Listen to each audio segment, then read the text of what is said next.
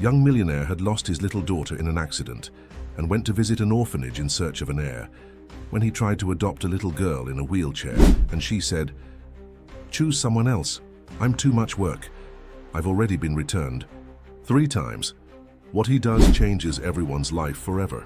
If this story interested you, subscribe to our channel, don't forget to like this video, and tell us which city you're watching us from. We'll keep going. The Boston rain pounded against the windows of the Mitchell estate in Brookline, a melody that once felt comforting, but now only echoed the emptiness inside. Ethan Mitchell stared at the quarterly report spread across his mahogany desk, numbers and projections that should have commanded his attention, but instead blurred before his eyes. As the CEO of Mitchell Innovations, one of the East Coast's fastest-growing tech companies, he had built his reputation on precision and focus. Today, like every day for the past 8 months, his mind was elsewhere. The grandfather clock in the hallway chimed 3 times, 3 o'clock. In another life, this was when he would start glancing at his watch, eager to wrap up meetings and head home early to hear about Emma's day at school. Now time was just another enemy, each hour a reminder of what was missing. Upstairs, behind the closed door of what was once a vibrant music room, Olivia sat motionless at her Steinway piano. Her fingers hovered above the keys as they had for countless hours since the accident.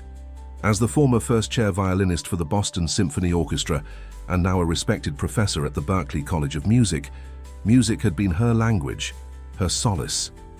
Now every note threatened to summon memories too painful to bear. Their 6-year-old daughter Emma had been their symphony, their masterpiece. Her laughter had filled every corner of this house, her tiny footsteps leaving invisible marks that now haunted the hallways. The accident on the Massachusetts Turnpike during that blizzard had taken her away, leaving behind only echoes and emptiness. A knock on his office door pulled Ethan from his thoughts. Margaret, their housekeeper of 15 years, entered with a gay tray of coffee. "I thought you might need this, Mr. Mitchell," she said softly, her eyes carrying the same careful compassion that everyone seemed to show them these days. "And Mrs. Mitchell hasn't eaten since breakfast. I made her favorite sandwich, but—" She trailed off, the unfinished sentence conveying what words couldn't. "Thank you, Margaret. I'll take it to her." Ethan took the tray, grateful for her unwavering presence when so many others had drifted away, uncomfortable with grief they couldn't fix. As he climbed the stairs, Ethan felt the familiar weight in his chest. Their relationship, once the envy of their social circle, had become a hollow shell. They moved around each other like ghosts, connected by shared pain but unable to bridge the chasm it had created. Nights were spent in separate spaces, Olivia in Emma's room surrounded by stuffed animals and picture books, Ethan on the couch in his office, pretending to work until exhaustion claimed him. He paused outside the music room, balancing the tray, in one hand to knock with the other. No answer came, he hadn't expected one. Gently he pushed the door open. Olivia sat in the window seat now, her red hair, once vibrant and usually styled impeccably, hanging limp around her shoulders. She stared out at the rain, at the garden where Emma's swing still hung from the oak tree, moving slightly in the wind. "I brought you something to eat," he said, setting the tray on the small table beside her. Olivia turned, her green eyes meeting his for the briefest moment before looking away. "I'm not hungry." "You need to eat, Liv, do I?" The question wasn't argumentative, just hollow, as if she genuinely wondered about the necessity of continuing such basic functions. Ethan wanted to reach for her hand, to pull her close like he used to, but the invisible barrier between them seemed impenetrable. Instead, he just nodded and turned to leave. "The Hendersons called," Olivia said suddenly, stopping him at the doorway. "They invited us to William's birthday party next weekend." The Hendersons. Emma and their son William had been in kindergarten together, had been best friends. "What did you tell them?" Ethan asked, knowing the answer. "The same thing I always tell everyone, that we're busy." Her voice cracked slightly. "I can't watch William blow out 7 candles knowing Emma never will." The unspoken truth hung between them. In their social circle, life had continued. Children had birthdays, learned to ride bikes, lost teeth, grew taller. For the Mitchells, time had frozen in place, preserving Emma forever at 6 years, 2 months and 4 days.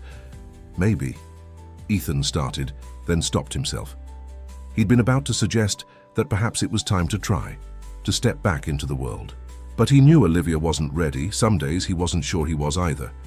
Maybe what? Her voice had a sudden edge. Nothing, he said, retreating.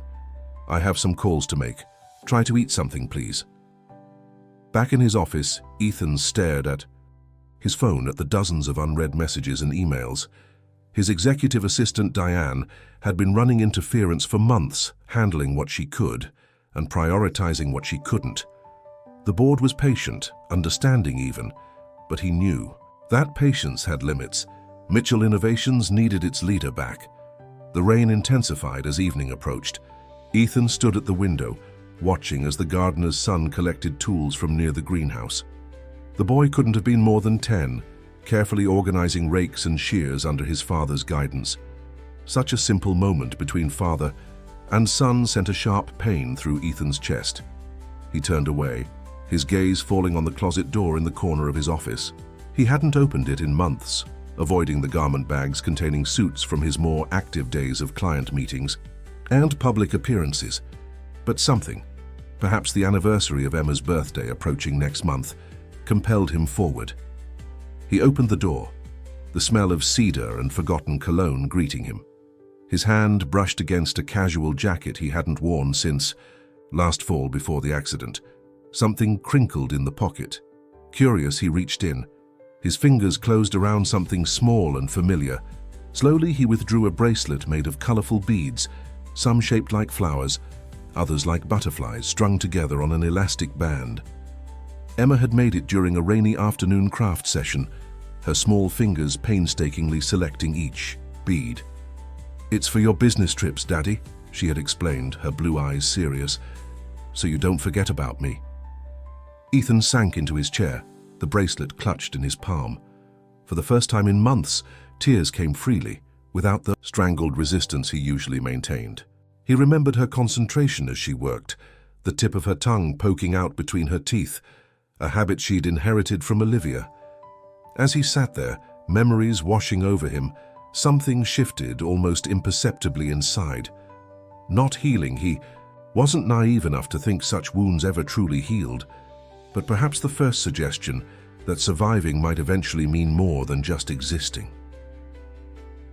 When the tears finally subsided, Ethan looked down at the bracelet again. Emma had created this with love, with joy. What would she think of what they had become in her absence? Two shells of people, barely communicating, letting their shared grief divide rather than unite them. The question haunted him as darkness fell completely over Boston, the rain finally giving way to a heavy silence. In their too-quiet home, Ethan slipped the bracelet onto his wrist and, for the first time in months, began to wonder if there might be a way forward, not away from Emma's memory, but carrying it with them into whatever came next. The idea came to Ethan 3 weeks after finding Emma's bracelet. He had taken to wearing it under his shirt cuff, a private talisman against the crushing weight of each day. The colorful beads caught the light as he signed the last of the quarterly reports, a flash of brightness against the austere grays and blues of his office. "Will that be all, Mr. Mitchell?" Diane stood in the doorway, her efficiency tempered by genuine concern. She'd been with him since the beginning of Mitchell Innovations, watching it grow from a startup in his garage to the company that now occupied 12 floors in downtown Boston. Ethan glanced at the clock. 3:30. Once, this would have been when he started thinking about heading home early. "Actually, no," he said, surprising himself as much as Diane. "Clear my calendar for the rest of the afternoon. There's somewhere I need to be." 20 minutes later, Ethan found himself driving through unfamiliar streets in Dorchester, following GPS directions to an address he'd found after a morning of research. The New Beginnings Children's Center looked nothing like he'd expected.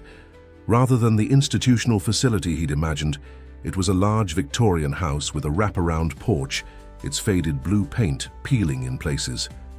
A wooden sign swung gently in the October breeze, and a small playground occupied the side yard. empty in the late afternoon chill. Ethan sat in his car, engine off, questioning his impulse.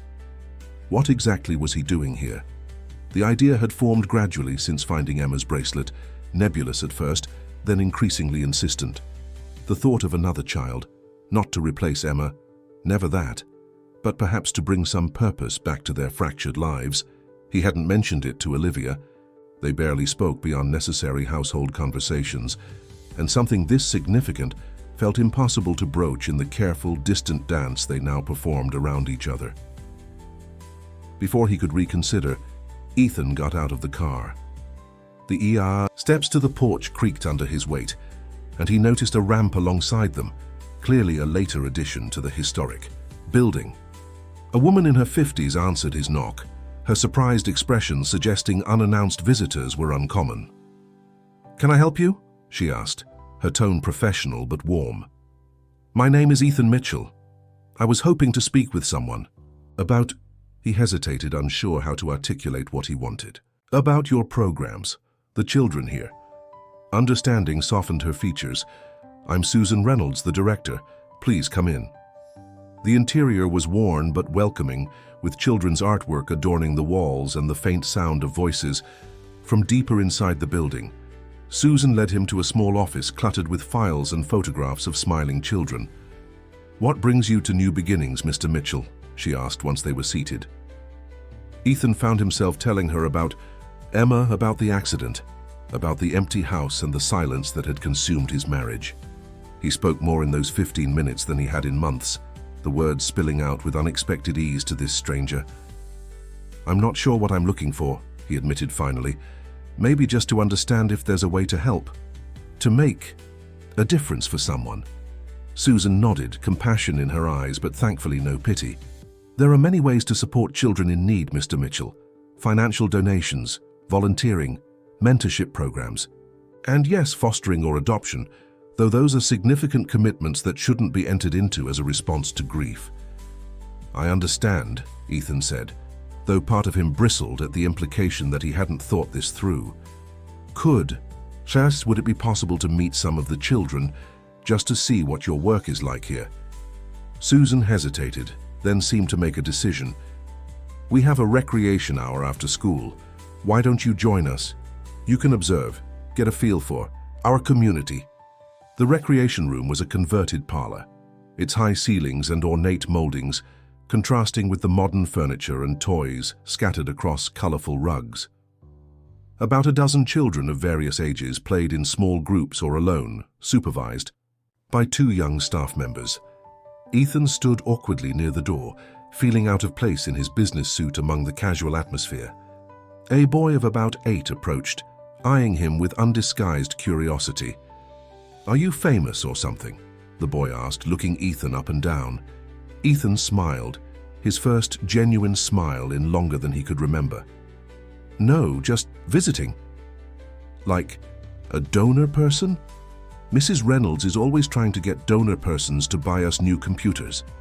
The boy's frankness was refreshing after months of careful conversations with adults who measured every word. "Maybe," Ethan said. "What kind of computers do you need?" This launched an enthusiastic explanation of why their current machines were basically dinosaurs and how they needed better ones for school projects. Ethan found himself drawn into the conversation, asking questions and making mental notes. This, at least, was a problem he could solve. As they talked, Ethan's attention was caught by a solitary figure near the window. A girl with dark hair sat in a wheelchair, watching the others but making no move to join in. She looked to be about 7 or 8, her posture rigid, her eyes following the activities with an intensity that seemed at odds with her isolation. When the boy was called away by one of the staff members, Ethan found himself drifting toward the window. The girl noticed his approach immediately, her body tensing slightly. "Hello," he said, stopping at a respectful distance. "I'm Ethan." She regarded him with suspicious eyes.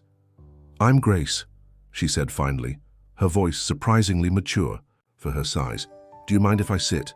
Ethan gestured to a chair nearby. Grace shrugged. "It's a free country." He sat, noticing how she angled her wheelchair slightly away from him. "Not playing with the others?" he asked.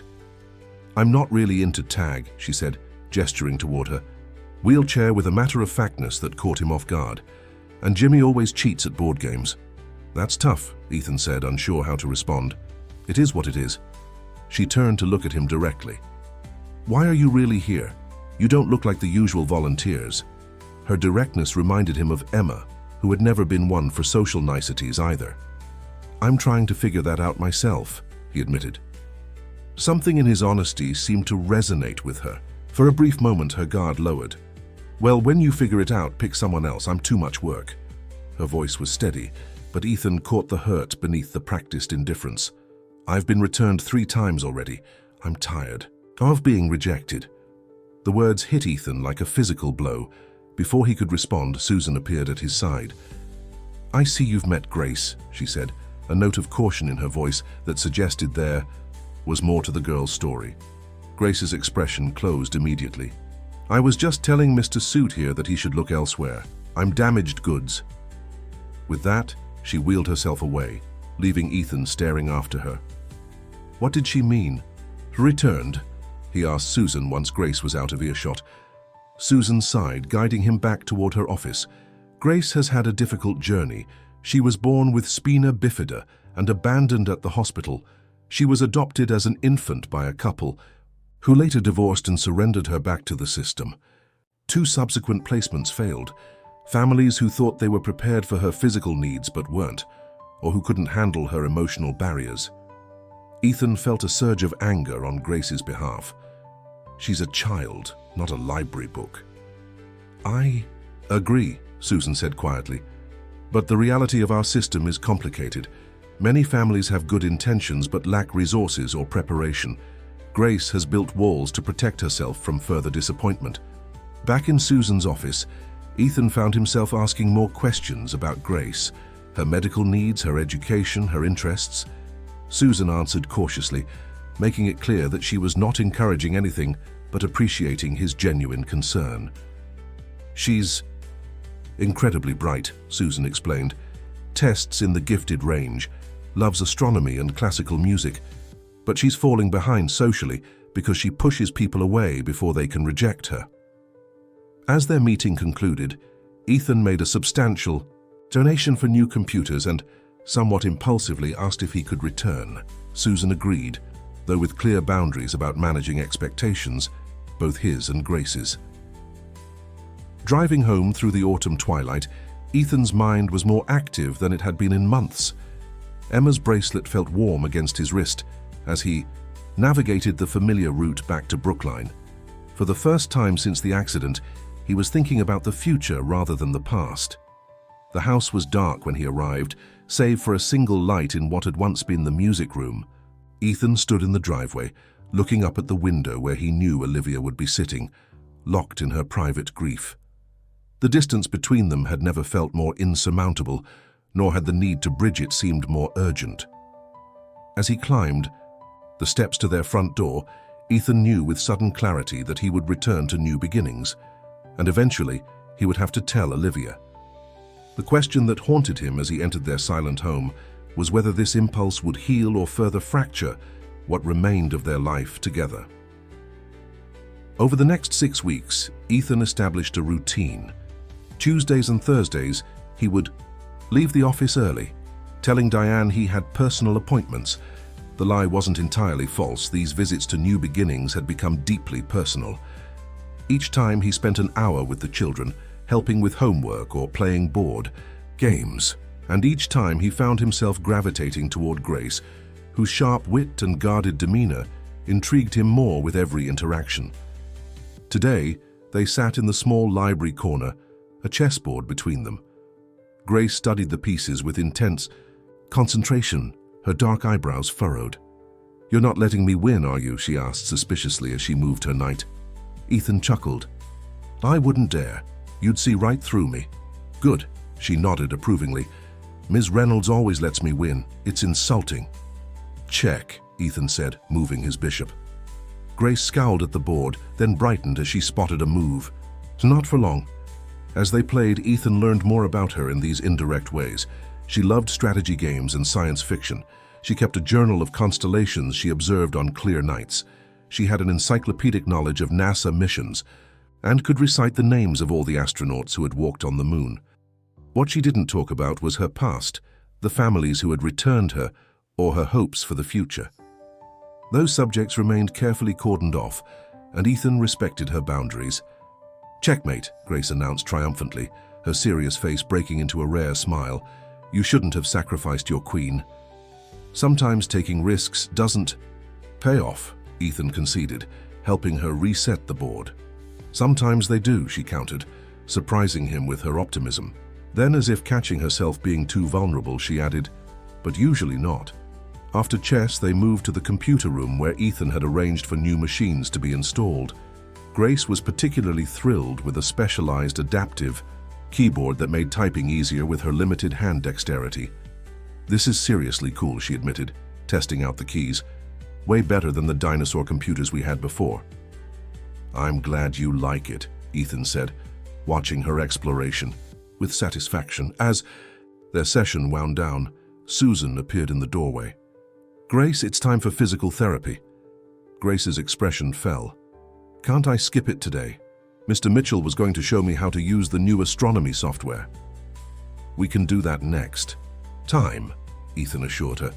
"PT is important." Grace sighed dramatically. "Fine, but you promise to show me next time." "I promise." The words carried more weight than they should have, and both Ethan and Susan exchanged a glance over Grace's head. After Grace wheeled herself away, Susan gestured for Ethan to join her in the hallway. "Mr. Mitchell," she began carefully, "I appreciate everything you've done for our center, especially the computer upgrade, but I'm concerned about the amount of time you're spending with Grace specifically." Ethan tensed. "Have I done something inappropriate?" "No, not at all. But Grace has experienced significant abandonment. She's clearly becoming attached to you, and if this is just a philanthropic phase or part of your grieving process—" "It's not," Ethan interrupted, surprised by his own certainty. "I mean, yes, it started that way, but Grace is special." Susan's expression softened. "She is, which is why I need to be sure you understand what you're doing here. Grace doesn't need another person who disappears from her life." "I'm not going anywhere," Ethan said firmly, Emma's bracelet a warm weight against his wrist. "And your wife?" Susan asked gently. "You mentioned she's still struggling with your loss. How does she feel about your time here?" The question hit a nerve. In the 6 weeks he'd been visiting New Beginnings, Ethan hadn't told Olivia. He'd meant to countless times, but the right moment never seemed to materialize in the careful, distant choreography of their current relationship. "I haven't told her yet," he admitted. Susan's concerned look deepened. "Mr. Mitchell, Ethan, if you're serious about being part of Grace's life in any capacity, your wife needs to be involved in that decision. Grace needs stability, not secrecy." The drive home that evening was heavy with Susan's words. She was right, of course. Whatever was happening here, whatever connection he was forming with Grace, couldn't continue without Olivia's knowledge and support. But how to tell her? Their conversations had become so superficial, so carefully constructed, to avoid any topic that might trigger grief. The idea of bringing up not just a child, but a child with special needs seemed impossibly daunting. The house was unexpectedly bright when Ethan arrived home. Lights shone from the windows, and when he opened the front door, the smell of cooking greeted him, something that hadn't happened in months. He found Olivia in the kitchen stirring something on the stove. Her hair was pulled back in a neat ponytail, and she wore a sweater he hadn't seen since before the accident. "You're cooking," he said, unable to keep the surprise from his voice. Olivia turned, and he was struck by a clarity in her eyes that had been missing for too long. "I am, nothing fancy, just pasta with that vodka sauce you like. It smells amazing." He approached cautiously, as if any sudden movement might break this unexpected moment. "I had a good day," she said, answering his unasked question. "Dr. Levine suggested I try to establish some normal routines again. Small steps." "Dr. Levine, was Olivia's therapist, whom she'd been seeing sporadically since the accident. Ethan hadn't realized the sessions were continuing, much less helping. That's great, Liv," she nodded, turning back to the stove. "I went into Berkeley today, just to talk about possibly returning next semester, part-time." Ethan felt a surge of hope so intense it almost hurt. They'd be lucky to have you back. Dinner was the most normal interaction they'd had in nearly a year. They didn't talk about anything significant, just campus politics at Berkeley, a new restaurant that had opened downtown, an upcoming exhibit at the Museum of Fine Arts. But they were talking, and that itself felt monumental. As they cleared the dishes, Ethan knew this might be his only opening. If not now, the walls would rebuild themselves, higher than before. "There's something I need to tell you," he said as Olivia loaded the dishwasher. She straightened, wariness immediately replacing the relaxed expression she'd worn during dinner. "What is it?" "I've been visiting a children's center in Dorchester. New Beginnings, it's for kids in the foster system." Olivia went very still. "Why?" The single word contained so many layers of question. "Why would you do this? Why wouldn't... You tell me. Why are you breaking our unspoken agreement to avoid anything that reminds us of children, of loss?" "It started after I found this." Ethan pushed back his sleeve, revealing Emma's bracelet. "Remember when she made it? That rainy Saturday when you were preparing for the faculty recital." Olivia's eyes fixed on the colorful beads. Her hand moved involuntarily, as if to touch it, then withdrew. "Of course I remember." Finding it made me think about purpose, about whether there might be a way forward that honors Emma, rather than just existing in her absence. "And you think that's through other people's children?" Olivia's voice had turned brittle. "Not as a replacement, never that." Ethan took a deep breath. "But there are kids who need homes, who need stability. There's one girl in particular." "You've picked one out." Olivia's voice rose sharply. "Like shopping for a replacement daughter." "No, Liv, it's not like that." "Then what is it like, Ethan?" Her hands gripped the counter, knuckles white. "You've been sneaking off to this place, forming attachments, making plans, all without saying a word to me." "I was trying to find the right time." "There is no right time." The composure she'd maintained during dinner shattered completely. "There is no right time to tell your wife that you want to replace your daughter with some stranger's child." "That's not what I'm suggesting," Ethan said, trying to keep his voice calm. "Grace isn't a replacement. She's a different child who needs a home." "Grace?" Olivia repeated, the name clearly landing like a physical blow. "You're on a first-name basis. How long has this been going on?" "About 6 weeks," Ethan admitted. Olivia closed her eyes as if processing physical pain. 6 weeks. While I've been trying to piece myself back together enough to function, you've been creating a whole separate life. Not a separate life, just exploring possibilities." Ethan moved toward her, but she stepped back. "Liv, if you met her..." "No." The word was final, absolute. "I can't believe you would do this, that you would even think about bringing another child into this house, where Emma's presence is in every corner. Emma would want..." "Don't." Olivia's voice dropped to a dangerous whisper. "Don't you dare tell me what our daughter would want. She would want to be here, alive with us. Since that can't happen, don't presume to use her to justify your escape plan."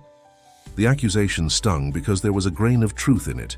Part of what drew Ethan to New Beginnings was the escape it offered from the suffocating grief of their home.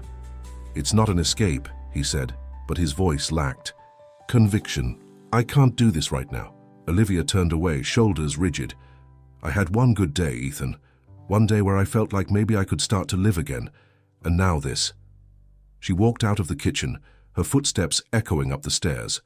A moment later, a door closed firmly, not slammed, but definitive nonetheless. Ethan stood alone in the kitchen. The warmth of their dinner conversation dissipated like morning fog under harsh sun. He hadn't expected immediate acceptance, but he hadn't been prepared for such vehement rejection either. As he mechanically finished cleaning up, Emma's bracelet caught the light, its cheerful colors a stark contrast to the tension that now filled the house. He had promised Grace he would return on Tuesday, He had promised Susan he wouldn't disappear from Grace's life, but he had also made vows to Olivia to share a life together through better or worse. The question that kept him awake that night, staring at the ceiling of his office where he'd retreated to sleep, was whether there was any path forward that didn't require breaking a promise to someone. The days following Ethan's revelation unfolded in tense silence. Olivia retreated back into herself. The brief window of normalcy slammed shut. They moved around each other like wary strangers, careful not to disturb the fragile equilibrium of their shared grief. Tuesday came, and with it, Ethan's scheduled visit to New Beginnings. He sat in his office, staring at the calendar reminder on his computer screen. Grace would be waiting, expecting him to help with the astronomy software as promised. Susan would be watching, evaluating his commitment. But Olivia's pain was a tangible presence, even from across town. At 3 o'clock, Ethan called Diane into his office. "I need you to deliver something for me," he said, scribbling a note on Mitchell Innovations' letterhead. "To New Beginnings, Children's Center in Dorchester. It's important that it gets there today."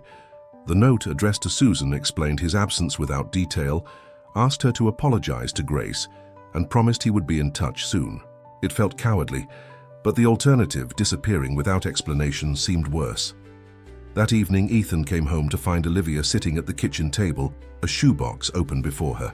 She didn't look up when he entered, her attention fixed. On the contents, a collection of Emma's art projects from school. "I found these in the back of the closet," she said, her voice flat. "Her teacher sent them home afterward. I couldn't look at them then." Ethan approached cautiously, taking the chair across from her. A crayon drawing of what appeared to be their family, stick figures with wildly disproportionate features, lay on top. "She always drew you with that ridiculous purple tie," Olivia said, a ghost of a smile touching her lips. "The one my mother gave me for Christmas," Ethan remembered. "Emma said it made me look like a superhero." The shared memory hung between them, tender and painful at once. "I missed my appointment at New Beginnings today," Ethan said after a long silence. Olivia's eyes lifted to his for the first time.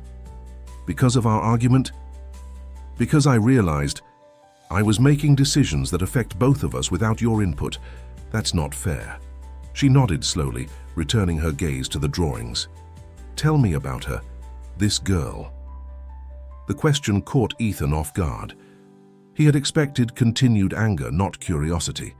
"Her name is Grace. She's 8. She has spina bifida and uses a wheelchair."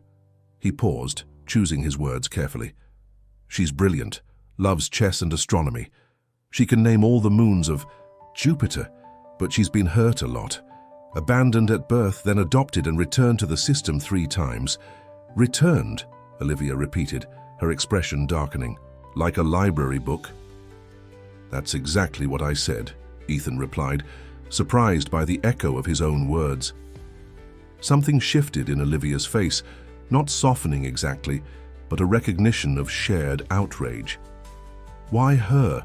she asked. "Out of all the children there?" Ethan considered the question. "I didn't choose her, not consciously, we just connected. She reminds me of Emma in some ways, her directness, her intelligence, but she's entirely her own person." Olivia was quiet for a long moment. "I need to see Dr. Levine again before I can talk more about this. I'm not ready, Ethan." "I understand," he said, and he did. The fact that she was willing to discuss it at all felt like more than he deserved after his secrecy. "But," she added, carefully returning Emma's drawings to the shoebox, "I'm not saying no. I'm saying not yet." It was more than Ethan had hoped. That's fair. The next morning, Ethan called Susan from his office. "I apologize for yesterday," he began, but Susan interrupted him. "No need to apologize. Family comes first, and it sounds like you have some important conversations happening at home."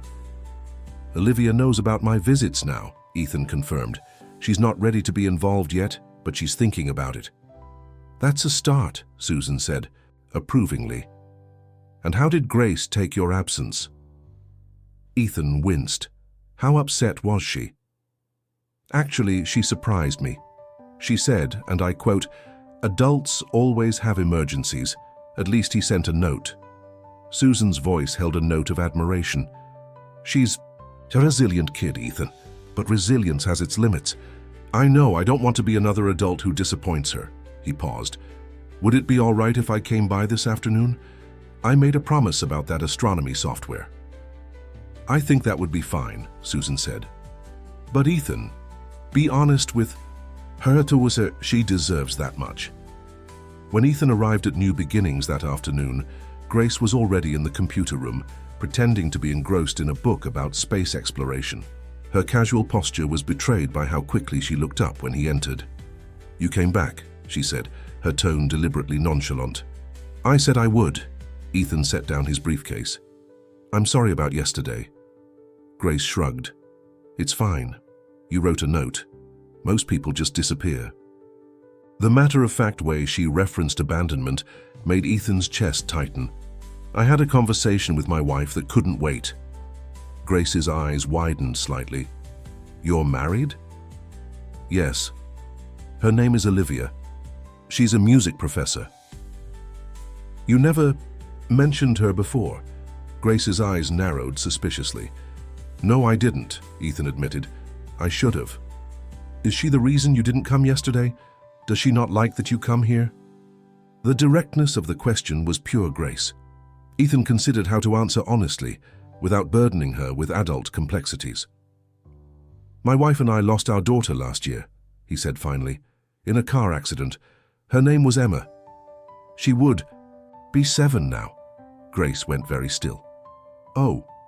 The single syllable contained volumes of understanding beyond her years. I didn't tell my wife I was coming here at first, Ethan continued. That wasn't fair to her. We're talking about it now. Grace nodded, processing this information with the seriousness she applied to everything. So you might not come back anymore.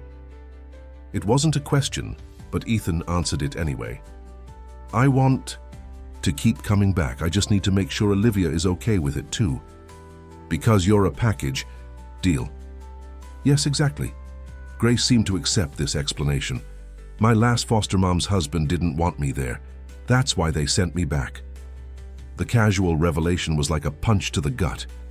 Grace, it's okay, she interrupted. It happens. People think they want to help, but then it gets hard or expensive, or their real family doesn't like it. She wheeled herself closer to the computer. Are we still doing the astronomy program? Ethan recognized the deflection but didn't push. Absolutely. Let me show you how to track the constellations based on the date and your location. They spent the next hour exploring the night sky virtually, Grace's excitement growing as she discovered she could view stars not visible from Boston due to light pollution.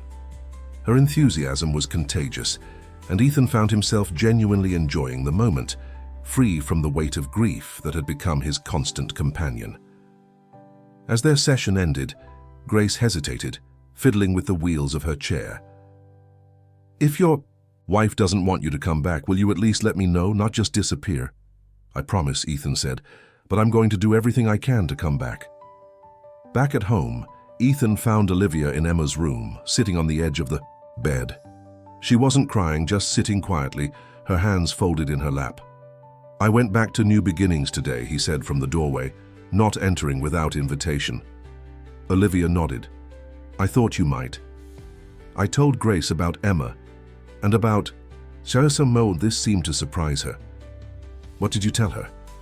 The truth, that we lost our daughter and that you and I are a package deal. A faint smile touched Olivia's lips. A package deal, that's one way to put it. Liv, Ethan said carefully, I know you're not ready, and I respect that. But would you consider meeting her? Just once, no expectations. Olivia was quiet for so long that Ethan thought she might not answer. Finally, she looked up, her green eyes clear and focused. I have an appointment with Dr. Levine tomorrow, she said. I'll talk to her about it. It wasn't a yes, but it wasn't a no either.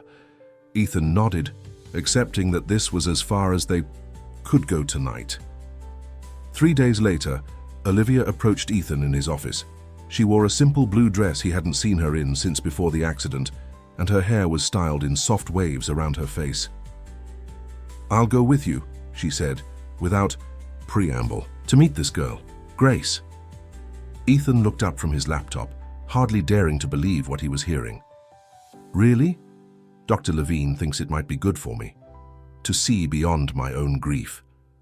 Olivia's voice was steady, though her hands twisted nervously at her sides. I'm not promising anything, Ethan. I just want to see what's drawing you there. That's all I'm asking, Ethan said, standing to embrace her, then stopping himself, unsure if the gesture would be welcome. They had barely touched in months. To his surprise, Olivia closed the distance between them, wrapping her arms around his waist and resting her head against his chest. It was brief, tentative, but it was the first voluntary physical contact she had initiated since the accident. Thank you, he whispered into her hair. Olivia stepped back, composing herself. I'll need a few days to prepare. Maybe next Tuesday? Tuesday is perfect, Ethan agreed, hope blooming cautiously in his chest. Grace will be there after school. As Olivia turned to leave, she paused at the door. Ethan, I'm not doing this for you, or even for this girl. I'm doing it for Emma, because she would want us to find a way to live again. The words were a gift more precious than Olivia could know.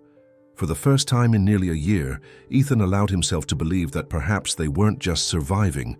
After all, perhaps they were finding their way back to living. Tuesday arrived with a nervous energy that permeated the Mitchell household. Olivia changed her outfit 3 times, settling finally on a casual sweater and jeans, nothing that would make her look like she was trying too hard. Ethan found her in the bathroom, applying makeup with trembling hands. We don't have to do this today, he said gently, if you're not ready. Olivia met his eyes in the mirror. If I wait until I'm ready, I might never go. She put down her mascara. Tell me about her again. What should I expect? She's guarded, Ethan said, choosing his words carefully. She doesn't trust easily, but when she does open up, she's funny and smart. She might test you to see if you'll stick around. Like Emma used to do with new babysitters, Olivia said, a sad smile playing at her lips. Remember how she'd hide their car keys to see how they'd react under pressure? The shared memory warmed the space between them. Exactly like that, but with higher stakes. They drove to new beginnings in relative silence, each lost in their own thoughts. As they pulled into the parking lot, Olivia's hand found Ethan's across the center console, squeezing tightly. Whatever happens in there, she said, we face it together. Susan met them at the door, her professional warmth giving way to genuine pleasure when she saw Olivia. Mrs. Mitchell, it's wonderful to meet you. Ethan has told me so much about you. Please call me Olivia, she replied, shaking Susan's hand. I hope not everything he said was about my cooking skills. The small joke, unexpected from the woman who had barely smiled in months, caught Ethan by surprise. He watched as Olivia engaged with Susan, asking thoughtful questions about the center and its programs. This was the Olivia from before, curious, empathetic, present. Grace is in the library area, Susan said, leading them through the house. I told her you were coming, Ethan, but I didn't mention you'd be bringing someone. I thought it might be better if it felt spontaneous. Olivia nodded, grateful for the consideration. As they approached the library, Ethan felt her stiffen slightly beside him. It's okay, he whispered. Just be yourself. Grace was alone in the corner, her wheelchair positioned near a window with good natural light. She was drawing something in a notebook, her dark head bent in concentration. She looked up as they entered, her expression brightening. Briefly at the sight of Ethan before her gaze shifted to Olivia, wariness replacing welcome. Hey Grace, Ethan said, approaching her workspace. Working on a new constellation map? Solar system diagram, she corrected, closing her notebook partially. It's not finished yet. I'd love to see it when it is, Ethan said. He gestured to Olivia, who had hung back slightly. This is my wife, Olivia. She teaches music at Berkeley. Grace's eyes narrowed slightly as she assessed Olivia. You're the package deal, she said. Olivia blinked, then recovered. Yes, I suppose I am. Do you play an instrument or just teach other people? Grace's directness was in full force. Both, Olivia replied, moving closer. I play violin primarily, but also piano. Grace considered this. I tried violin once, The lady who was fostering me thought music would be therapeutic. She made air quotes around the word. I wasn't very good. Few people are good, right? Away, Olivia said, sliding into a chair near Grace but not too close. It takes practice. That's what I told her. But she expected me to be playing Mozart after 2 lessons. Grace shrugged. That placement didn't last long.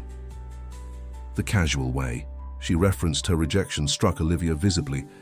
Ethan saw her hands clench briefly in her lap before she deliberately relaxed them.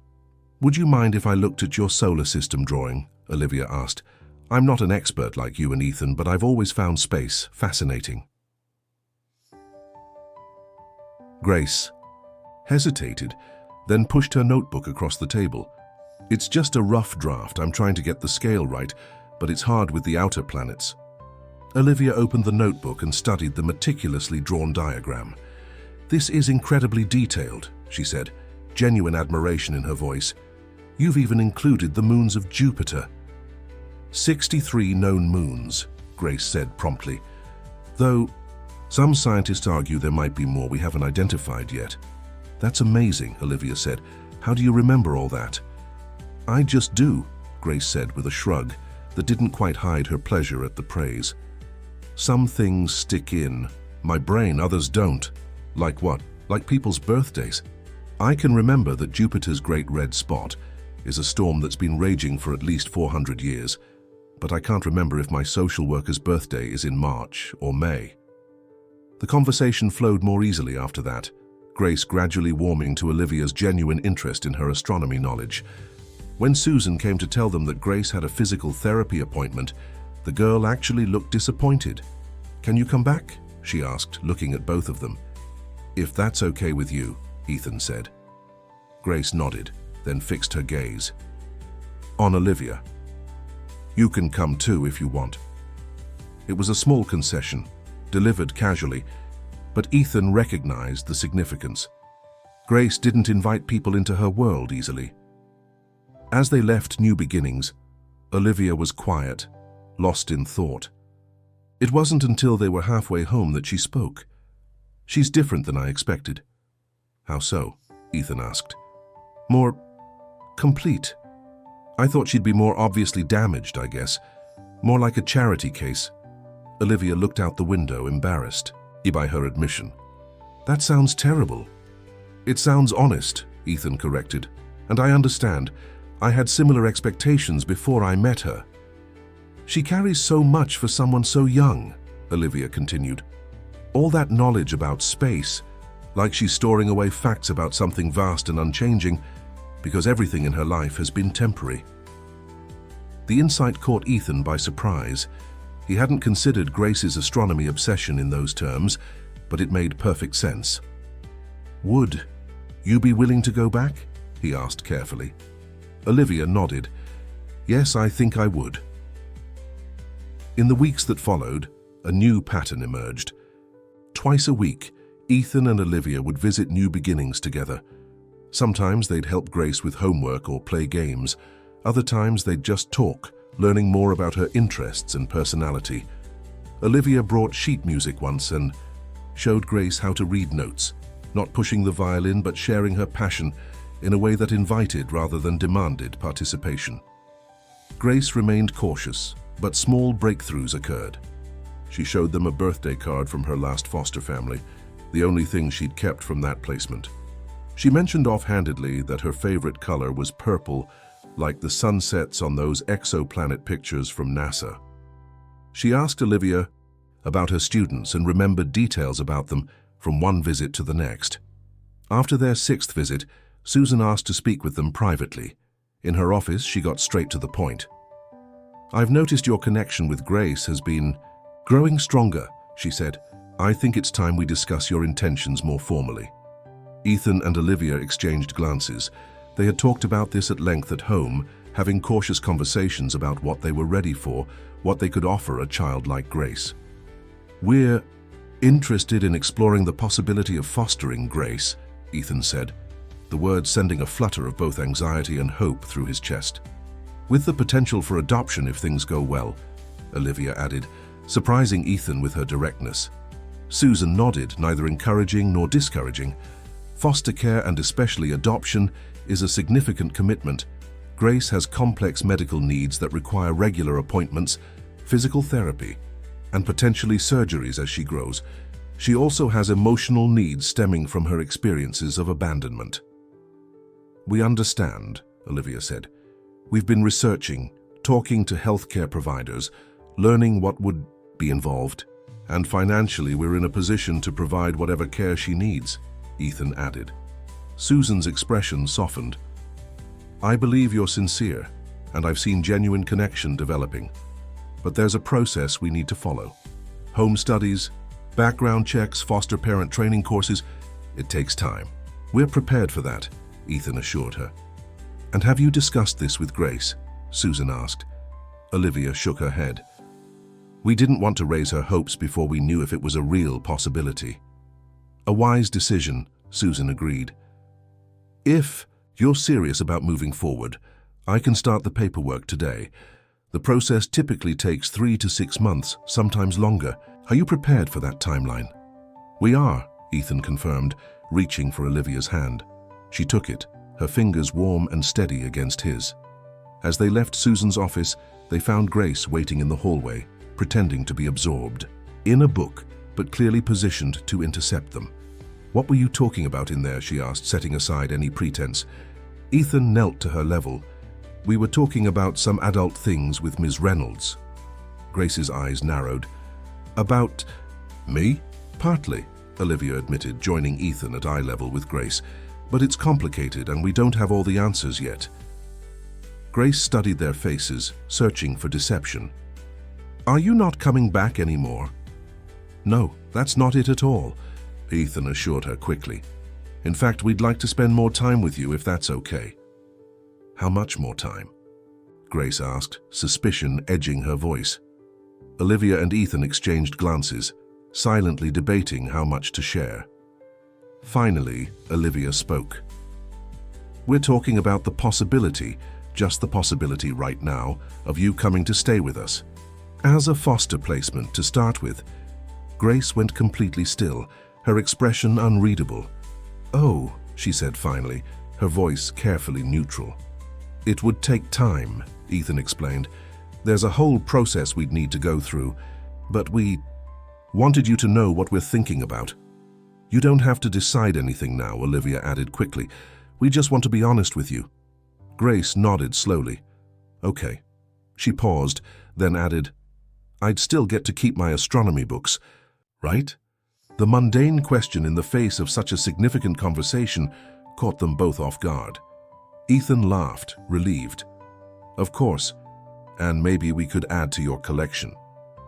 "I'd like that," Grace said, a small smile playing at her lips, before she quickly suppressed it, as if afraid to show too much hope.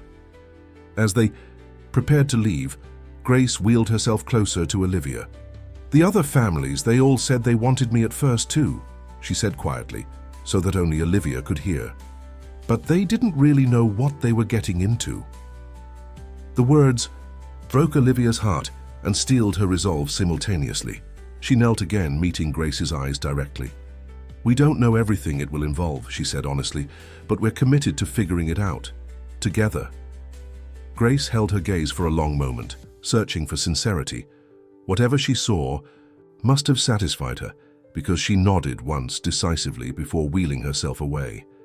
In the car, Olivia was quiet, staring out at the bare trees that lined the November streets. "What are you thinking?" Ethan asked softly. "I'm thinking that this is terrifying," she admitted, "and also that it feels right in a way I didn't expect." Ethan reached across to take her hand. "I know, for me too." "She might never call us Mom and Dad," Olivia said. "She might always keep us at arm's length." "She might," Ethan agreed. "But she deserves the chance to have a stable home regardless." Olivia turned to look at him, her eyes bright with unshed tears. "Emma would like her," she said, her voice breaking slightly on their daughter's name. "She'd think Grace's space, obsession, was the coolest thing ever." "She would," Ethan agreed, his own throat tight. "Remember how she wanted to be an astronaut for 3 straight Halloweens?" The memory hung between them, bittersweet but no longer unbearable. As they drove home through the early winter twilight, the house awaiting them felt different somehow, still filled with memories of Emma, but now with room for new possibilities as well. The months that followed were a flurry of activity and preparation. The Mitchell home, which had remained essentially unchanged since Emma's accident, underwent a transformation. The spare bedroom on the first floor, previously used as a reading room, was converted into a bedroom accessible for Grace. Doorways were widened, a ramp was installed at the back entrance, and the bathroom was renovated with accessible fixtures. Each change to the house brought mixed emotions. Every modification was a step toward a future with Grace, but also an acknowledgement that their life with Emma was firmly in the past. Olivia found herself lingering in Emma's room, which remained untouched on the second floor, reassuring her daughter's memory that she wasn't being replaced or forgotten. "We're making room for someone new," she whispered one afternoon, straightening a row of stuffed animals on Emma's bed. "But you'll always be our first little girl." The fostering process was rigorous. Home studies, background checks, interviews with social workers, parenting classes focused on children with trauma and special needs. Ethan and Olivia attended every session together, filling binders with notes and resources. They met with medical specialists to understand Grace's physical needs and with therapists to prepare for the emotional challenges ahead. Meanwhile, their visits to New Beginnings continued. Grace watched their progress with cautious interest, asking detailed questions about the house modifications and their fostering classes. She never expressed excitement outright, but Ethan noticed she had started keeping a small notebook where she jotted down information about their neighborhood in Brookline, the nearby libraries, parks, and the ice cream shop Ethan had mentioned was just 2 blocks away. "It's just research," she insisted when he commented on it. "I like to be prepared." In February, 3 months into the process, Susan called with unexpected news. "Grace's current foster placement is ending earlier than anticipated," she explained. "The family is relocating for work. We need to find a new placement for her within the next 2 weeks." Ethan gripped the phone tighter. "We're still in the middle of the approval process." "I know," Susan said, "but your home study is complete. Your background checks are clear and you've completed the required training. There's a provision for expedited placement in situations like this, especially given your established relationship with Grace." "What would this mean exactly?" Ethan asked, his heart racing. "You would become Grace's emergency foster placement while the remaining paperwork is processed. It's not ideal timing, but the alternative is placing her with a new family temporarily, which would mean another transition for her." After consulting with Olivia, who was both terrified and determined, they agreed to the expedited placement. The next week was a whirlwind of final preparations. Grace's room was completed, with a space-themed comforter on the bed and a telescope positioned near the window. Ethan installed specialized grab bars in the bathroom, while Olivia stocked the kitchen with foods Grace had mentioned liking during their visits. The night before Grace's arrival, Ethan found Olivia sitting on the edge of the new bed, running her hand over the solar system pattern on the comforter. "Are we ready for this?" she asked, looking up at him with vulnerable eyes. Ethan sat beside her, the bed dipping under their combined weight. "I don't know if anyone is ever completely ready to become parents or foster parents. We were ready with Emma," Olivia said softly.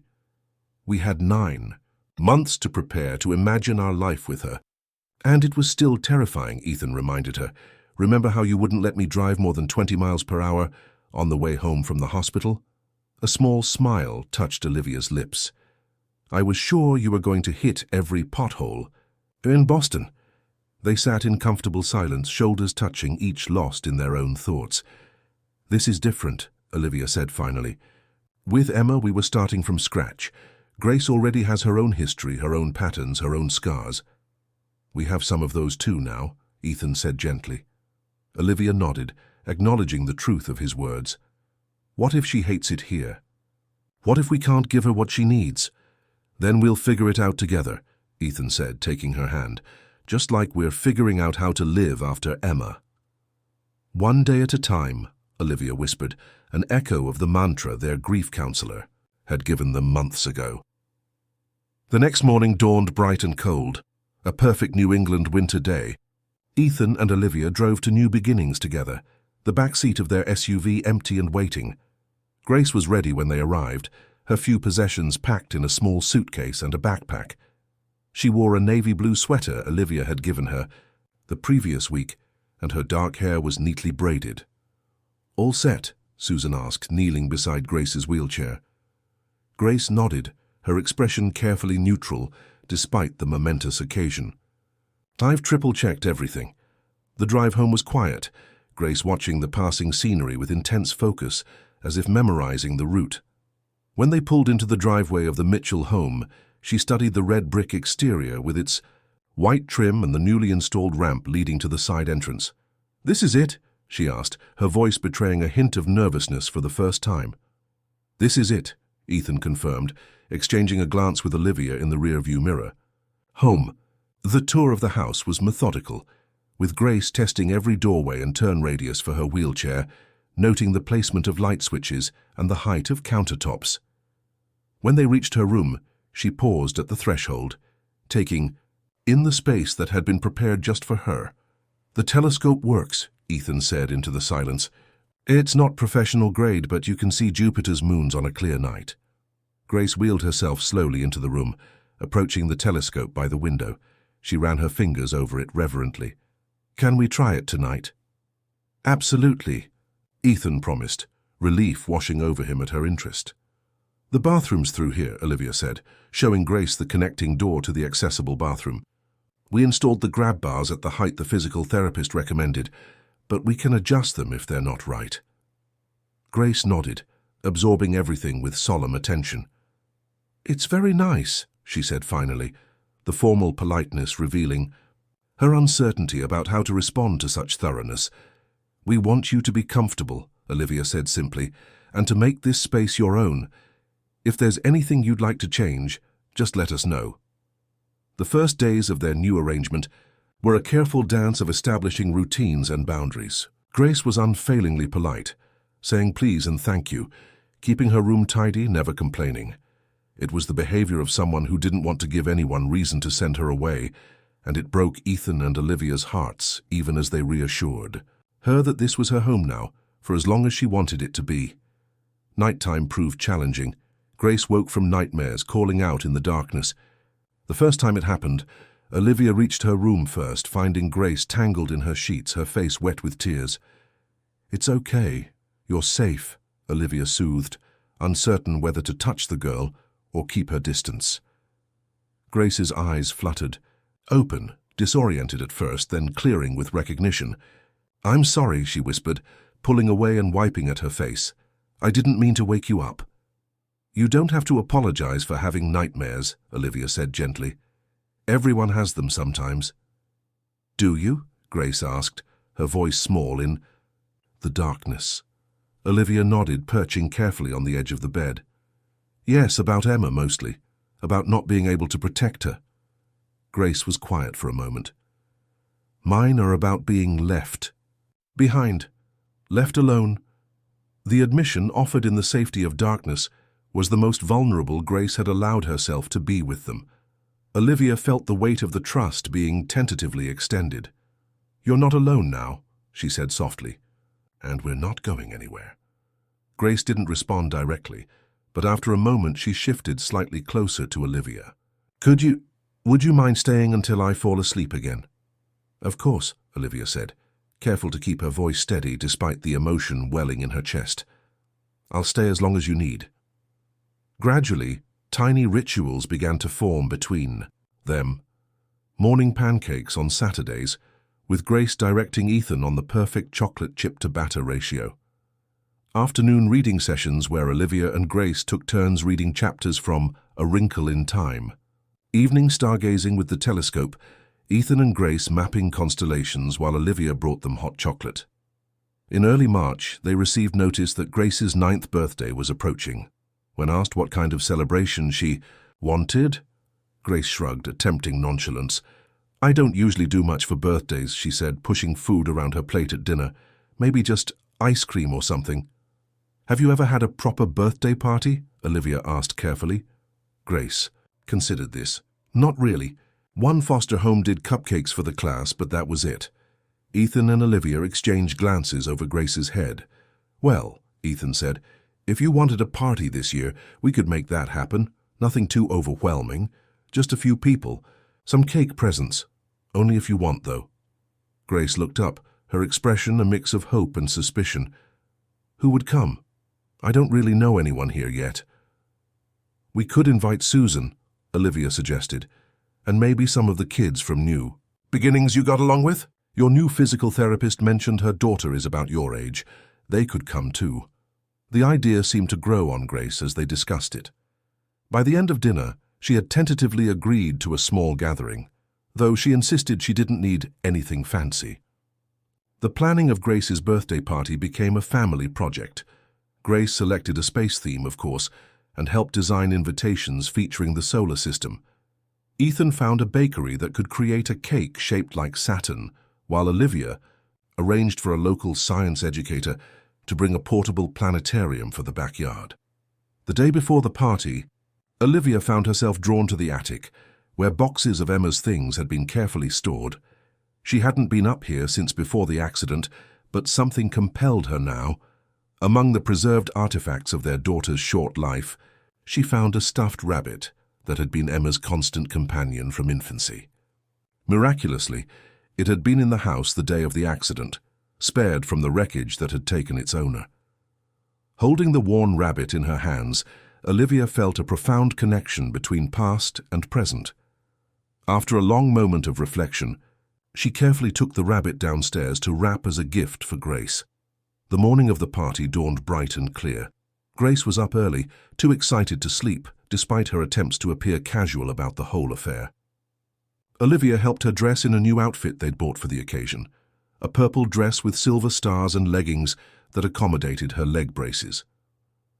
"You look beautiful," Olivia said, adjusting the sparkly headband in Grace's dark hair. Grace flushed with pleasure, though she tried to hide it. "It's just a party dress," she mumbled, but her fingers kept returning to touch the silver stars embroidered on the fabric. The guests began arriving at noon. Susan came first, bringing a telescope upgrade kit that made Grace's eyes widen with delight. The children from New Beginnings arrived next, followed by several neighbors and colleagues who had heard about Grace and wanted to welcome her to the community. Throughout the afternoon, Ethan watched Grace navigate the social interactions with a mixture of caution and growing confidence. She showed off her telescope to interested guests, explained the difference between meteors and meteorites to anyone who would listen, and gradually relaxed into the celebration being held in her honor. The cake was a masterpiece, Saturn's rings rendered in fondant with edible gold dust. As everyone gathered to sing Happy Birthday, Ethan noticed Grace's hands gripping the arms of her wheelchair tightly, her eyes wide as she took in the circle of people focused entirely on her. "Make a wish," Olivia encouraged, as Grace prepared to blow out the candles. For a brief moment, Grace's carefully maintained composure slipped, revealing the vulnerable child beneath. She closed her eyes, took a deep breath, and blew out all 9 candles in one go. The assembled guests cheered, and Grace's face broke into a genuine smile, not the cautious, measured expression they were used to, but something radiant and unguarded. Later, as the party wound down and guests began to depart, Grace opened her presents. Each gift was received with careful thanks, her genuine appreciation evident despite her restraint. When she unwrapped Olivia's package and found Emma's rabbit, she looked up in confusion. "This looks loved," she said, running her fingers over the worn velvet ears. Olivia knelt beside Grace's wheelchair. "He was Emma's," she explained softly. "His name is Mr. Carrots.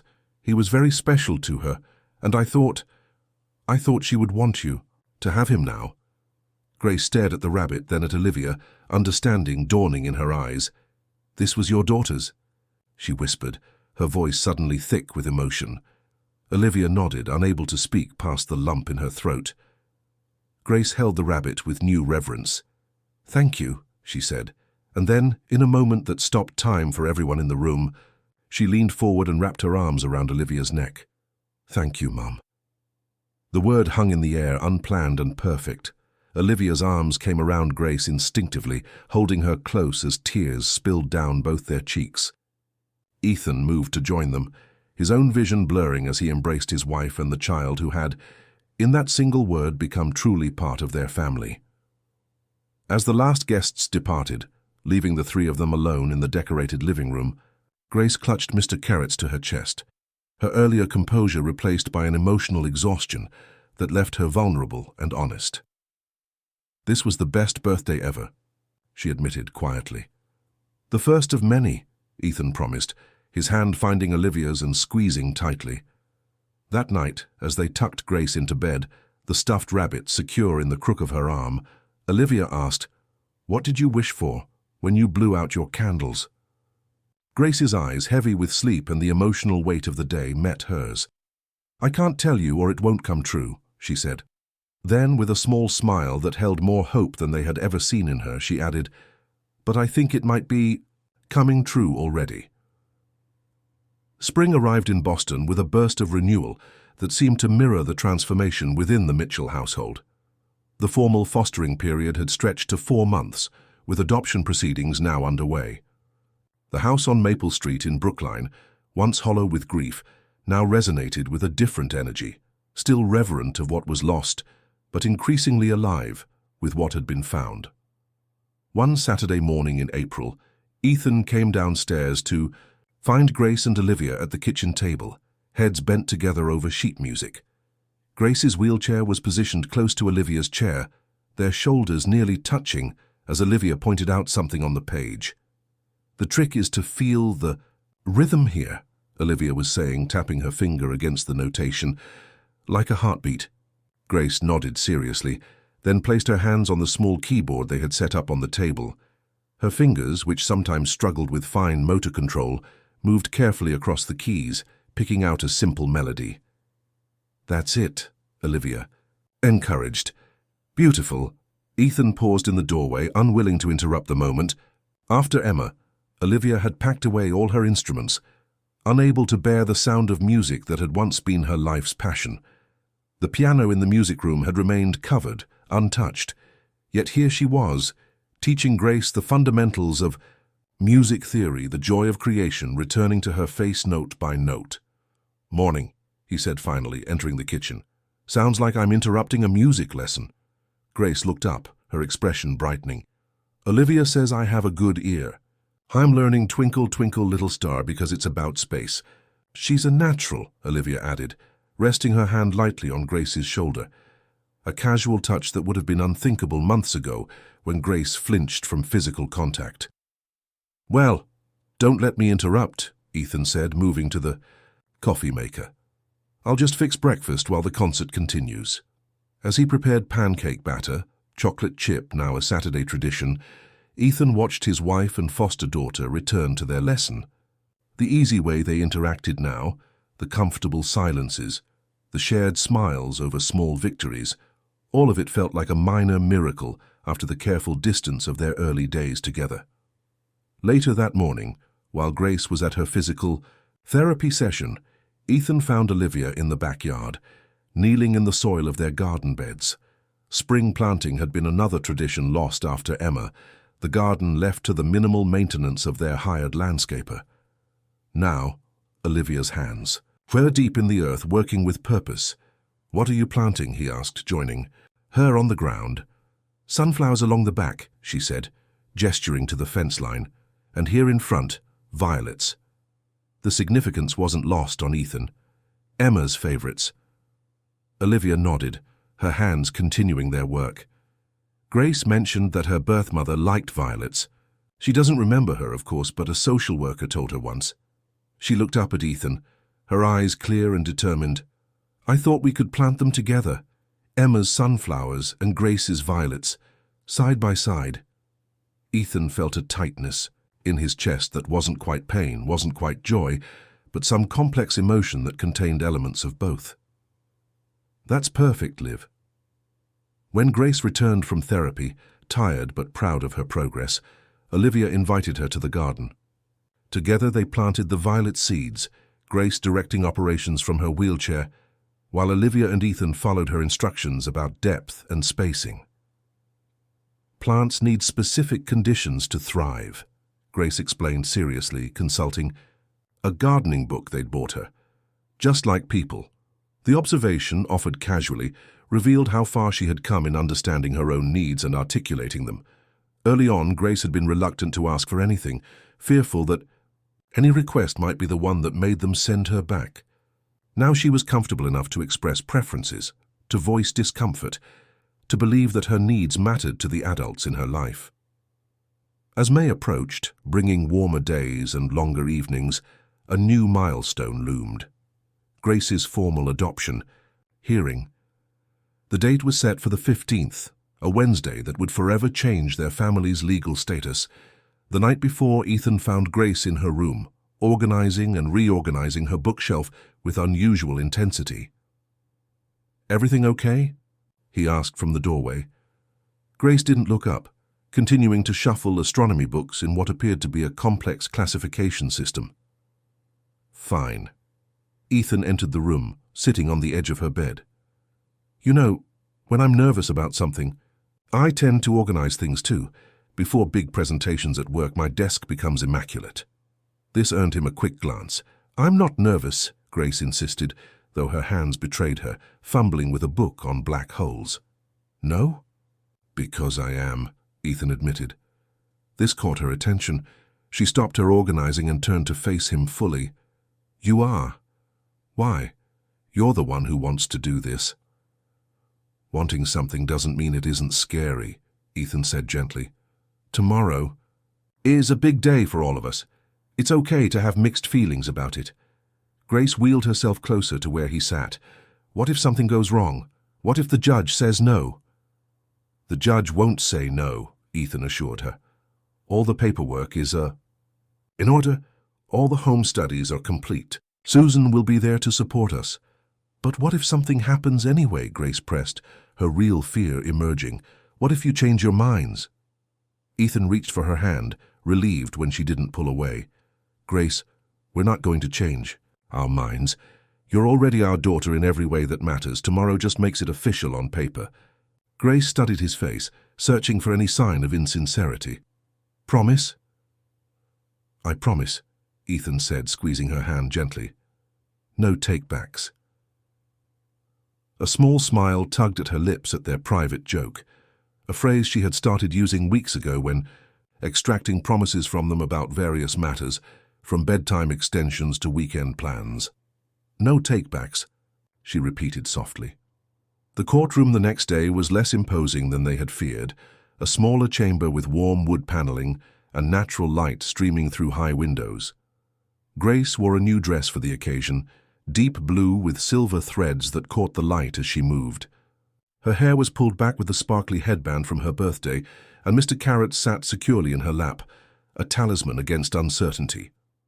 Susan met them outside, professional as always, but with genuine warmth in her congratulations. The proceedings themselves were surprisingly brief. A review of the paperwork, questions from the judge about their commitment and preparation, confirmation from Grace that this was what she wanted. When the judge finally signed the decree, declaring Grace officially Grace Mitchell, the moment felt simultaneously momentous and like the most natural thing in the world. Outside the courthouse, standing in the spring sunshine, they took their first official photo as a legal family. Grace between Ethan and Olivia, her smile unguarded and radiant. Mr. Carrots featured prominently in the picture, a bridge between past and present. "Ice cream?" Ethan suggested, maintaining their tradition of celebrating milestones with a visit. To J.P. Licks. "Yes," Grace agreed enthusiastically. "I want the cosmic brownie flavor with rainbow sprinkles." "A fitting choice for the occasion," Olivia laughed, the sound light and free in a way it hadn't been in years. That evening, they held a small celebration at home with a few close friends. Margaret, their housekeeper, who had seen them through their darkest days, brought a homemade cake. Diane from Ethan's office came with her husband, bearing gifts. Susan joined them briefly, raising a toast to new beginnings before departing for another appointment. As twilight descended, Grace asked if they could use the telescope. The three of them moved to the backyard, where the first stars were becoming visible in the deepening blue sky. Ethan helped Grace adjust the settings, while Olivia brought out blankets against the evening chill. "There," Grace said triumphantly, peering through the eyepiece. "Jupiter is visible tonight. You can see it, Mom." The word still sent a thrill through Olivia every time Grace used it. She leaned down to look through the telescope, following Grace's precise instructions on focusing. "I see it," she confirmed. "And those tiny dots, those are the moons." "Europa, Ganymede, Io, and Callisto," Grace recited proudly. "The Galilean moons. They're all different. Some have oceans under the ice, some have volcanoes. But they're all part of the same system, orbiting together. Like a family," Ethan observed, standing behind them with his hands resting lightly on both their shoulders. Grace considered this, then nodded. "Different, but connected. Dad, you want to see?" The simple word, Dad, still new enough to catch Ethan by surprise, filled him with a warmth that spread from his chest to his fingertips. "Absolutely," he said, taking his turn at the eyepiece. They stayed outside until the stars fully emerged, Grace pointing out constellations with the expertise of a young astronomer, Ethan and Olivia, listening with pride and genuine interest. The garden beds along the fence line were freshly mulched, the violet and sunflower seedlings just beginning to emerge from the soil. As the night air grew cooler, they moved inside. Grace, tired from the emotional day, was ready for bed earlier than usual. The nightly routine, teeth brushing, medication, settling into bed with Mr. Carrots and a book, had become comforting in its predictability, a rhythm they all relied on. "Can we read another chapter?" Grace asked, as Olivia adjusted her blankets. "One more," Olivia agreed, picking up their current book, The Secret Garden. They had been taking turns reading aloud, a ritual that had evolved from those early days when Grace was still holding them at arm's length. After the chapter, as Olivia prepared to turn out the light, Grace caught her hand. "I need to tell you something," she said, her expression suddenly serious. Olivia sat back down, concerned by the shift in mood. "What is it, sweetheart?" Grace took a deep breath. "My birthday wish. I never told you what it was." Ethan, standing in the doorway, moved closer to hear. "I wished for this," Grace said simply. "For today, for you to be my parents, officially, with no takebacks. For this to be my real home." The admission hung in the air, precious and perfect. "Oh, Grace," Olivia whispered, gathering the girl into a gentle embrace. "It was our wish too." Ethan joined them, his long arms encircling both his wife and daughter. For a long moment, they stayed that way, a family constellation formed by loss and love, different from what any of them had imagined, but somehow exactly right. Later that night, after Grace had fallen asleep, Ethan and Olivia stood in the doorway of Emma's room. They had kept it largely as it was, a space of remembrance rather than a shrine. Recently, with Grace's encouragement, they had begun to share more stories about Emma, looking at photos together, incorporating her memory into their daily lives in a way that honored rather than avoided. "She would be 10 now," Olivia said, softly, her hand finding Ethan's in the darkened hallway. "She would love being a big sister," Ethan added, the thought no longer unbearable. Olivia nodded, leaning into his side. "I think she sent Grace to us somehow, to remind us how to live." The soul idea wasn't logical, wasn't scientific, but it felt true in a way that transcended rationality. Just as Grace had found belonging with them, they had found healing through her. The next morning dawned clear and bright. Ethan woke early, drawn downstairs by the smell of coffee. He found Olivia already in the kitchen, preparing breakfast, with a quiet contentment that had become more common but still felt like a gift each time he witnessed it. "Grace still asleep?" he asked, accepting the mug she offered. "Out like a light, big day yesterday." Olivia leaned against the counter, her own mug cradled in her hands. "I was thinking we could take her to the Museum of Science this weekend." They have a new planetarium show she'd love." "Perfect." Ethan agreed, moving to stand beside her. Through the kitchen window, they could see their garden where the first sunflower and violet shoots were reaching toward the morning light, growing side by side, just as they had planned. A sound from the hallway announced Grace's arrival, her wheelchair humming softly on the hardwood floors. She appeared in the doorway, hair tousled from sleep, Mr. Carrots tucked securely in the crook of her arm. "Good morning," she said, a smile spreading across her face as she took in the sight of her parents standing together in the sunlit kitchen. "What's for breakfast?" "Chocolate chip pancakes," Olivia answered, moving to get the ingredients, "even though it's not Saturday." "Special occasion rules," Ethan confirmed, winking at Grace.